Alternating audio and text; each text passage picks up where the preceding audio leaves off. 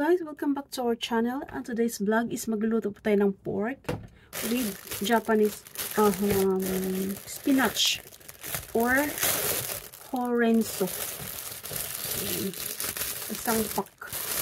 Okay. Japanese spinach and pork. Thin slice of pork. Then, watch until guys, ating simple na luto. Kung may plano kang manirahan sa Japan, you can cook this in a very simple and delicious way. So, yun.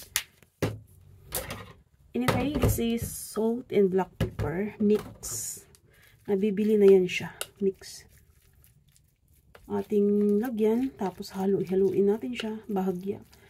Then, we only use ready na instant na panlasa. So, ayan yung kanyang process. Very simple.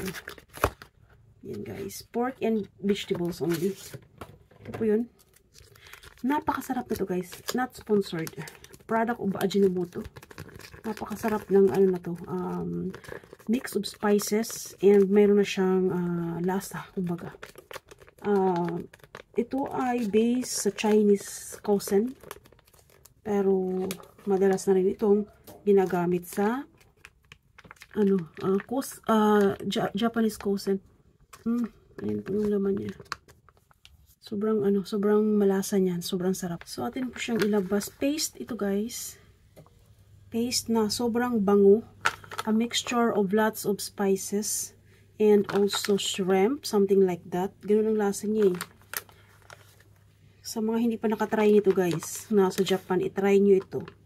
At ito din ay napaka fit sa panlasa ng Pinoy. Kasi nga Chinese, siya, based on Chinese cuisine siya. So, yan. So, yan pa siya.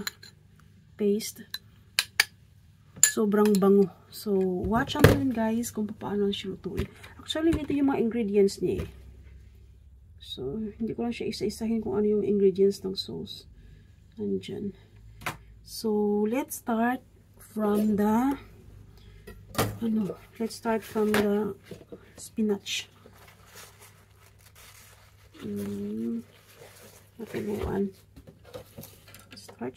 spinach.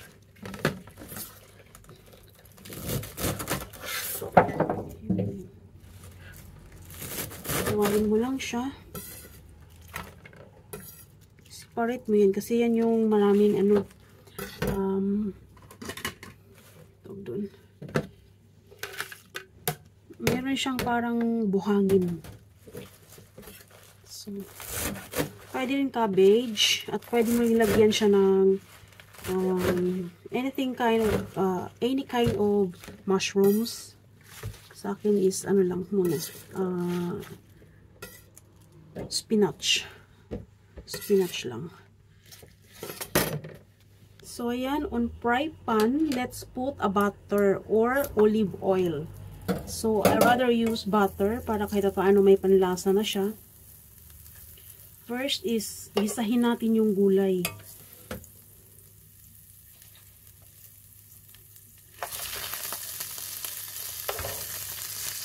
So, after magisa ang gulay, this is a horenso or spinach. Mabilis lang siyang maluto. So, better din na hindi siya i-overcook. Para ma-preserve yung kanyang nutrients at the same time yung kanyang kulay. Kasi kapag i-overcook mo yan, lalabas yung lahat ng kanyang water. Which is yun yung nutrients. So, para hindi siya mangyaring ganun, half cook lang. So, let's separate the gulay. Then, next, same fry pan, let's put the meat.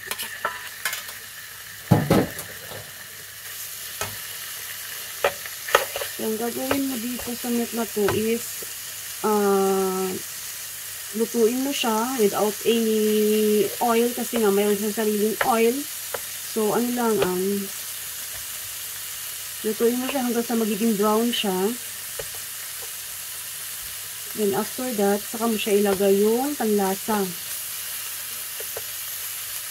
Anyway, guys, sa lahat ng mga gusto mag-member sa akin, guys, avail membership kayo na same price sa inyo para ako din ay mag-join back sa inyo. So, if ever nasa Pilipinas ka at nag-join ka sa akin ng level 1 at same price din yung join ko sa'yo, join back ko sa'yo, kahit paano, kikita ka sa akin ng konti. Kasi mas malaki nga ang value ng peso, ng yen compared to peso. So, yun. In that way, is kikita ka even though same price lang tayo. So, yun yung kaibahan or advantage kapag ang member sa'yo nasa ibang bansa na which is higher ang value ng currency compared to peso. At ipa-flashback ko dyan ang mga channel members natin. Pwede nyo po silang isa-isahin puntahan. Puntahan nyo po yung description guys ng video na ito. I-mention ko sila para easy to connect their channel. Yan po yung advantage kapag nasa Pinas ka. Ayan.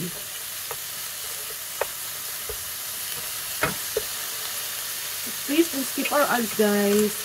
Keep watching. So ayan na po siya guys. Nagkulay brown na po yung ating meat. So may gusto luto na po siya. So let's put the taste. Ito po ay medyo salty guys. Kaya sa mga first time na gagamit nito is huwag damihan. Kung marami ang gulay mo, lagyan mo rin ng marami. Pero pag kunti lang ang gulay mo at saka meat, kunti lang ilagay mo. Kasi medyo maalat siya. Ang bango. Ang bango. Tapos ilagay na natin ito. Ating gulay. So, since ito ay luto na, ang gulay natin, bahagyang halo na lang. Kaya first siyang ginisa para hindi siya ma-overcook. So, at least, kung nakook na siya before the meat, kunti mo na lang siyang halo-haloin para hindi masira yung kanyang kulay ng gulay. At the same time, hindi siya ma-overcook. Yan po yung purpose kung bakit natin ginawa yung ganung process. So usually, di ba, hilaw yung gulay, lalagay mo dyan, gigisahin mo, haluin mo ng haluin, hanggat sa, yun, masisira yung kulay ng gulay, tsaka yung nutrients niya is mawawala. So yan is ready to serve na po siya. Ay, sorry naman. Tinamaan. So ito na po siya guys. Very simple and of course, nutritious, delicious. So, thanks for watching until here. Bye-bye. And I hope you like it. Please do subscribe. Ito po ay ready to serve na. So, yun. Napakasarap po. Kahit bunso ko ay kumakain ito dahil napakasarap po talaga ng ano na to, seasoning na ito. So, until here. Bye-bye.